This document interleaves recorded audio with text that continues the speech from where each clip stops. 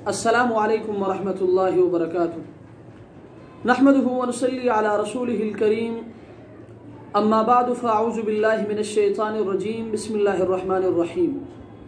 अल्हम्दुलिल्लाह, आज कश नंबर 236 में आपके मसाइल और उनके हल के साथ एक मरतबा फिर मैं आपके दरमियान। मसला नंबर 1, सऊदी अरब से मोहतरम अनवर आदिल साहब ने सवाल किया है कि गुस्ल जनाबत करते वक्त छींटे पानी में गिर जाए तो पानी नापाक होता है या नहीं। तो मसला ये कि यह एहतियात की जाए कि बाल्टी में छींटे न पड़े, लेकिन ऐसे छींटों से पानी नापाक नहीं होता, इसलिए ज़्यादा वहम भी नहीं करना चाहिए। अल बहरुर राइक, जिल्द नंबर 1, सफ़ा नंबर 74। मसला नंबर 2, कराची से भाई इम्तियाज़ साहब ने 3 सवाल किए हैं। उनका पहला सवाल ये है कि बीवी का बोसा लेने से वज़ू टूटता है या नहीं। तो मसला ये कि हनफिया के नज़दीक बीवी का बोसा लेने से वज़ू नहीं टूटता, इल्ला ये कि मज़ी खारिज हो जाए। आपके मसाइल और उनका हल, जिल्द नंबर 3, सफ़ा नंबर 86। उनका दूसरा सवाल ये है कि अगर किसी को दुआए कुनूत याद न हो तो क्या किया जाए।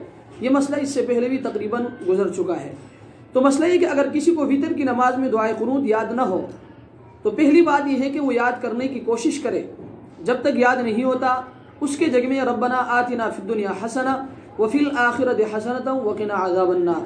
अगर किसी को ये भी याद ना हो तो फिर अल्लाहुम्मा अग़फ़िरली 3 मरतबा या रब्बी 3 मरतबा पढ़ ले। फतवा आलमगीरी, जिल्द नंबर 1, सफ़ा नंबर 111। उनका तीसरा सवाल ये है कि क्या वितर की हर रकात में सूरत मिलाना ज़रूरी है या नहीं। तो मसला है कि वितर की हर रकात में सूरह फातिहा के बाद कोई सूरत मिलाना ज़रूरी है। अगर किसी ने किसी रकात में सूरह फातिहा के बाद सूरत नहीं मिलाई तो आखिर में सजदे सहव करना लाजिम होगा। फतवा आलमगीरी, जिल्द नंबर 1, सफ़ा नंबर 166। अल्लाह तबारक व तआला हमें इन मसाइल को समझने की तौफीक अता फरमाए। व आखिरु दावाना अनिल हम्दुलिल्लाहि रब्बिल आलमीन।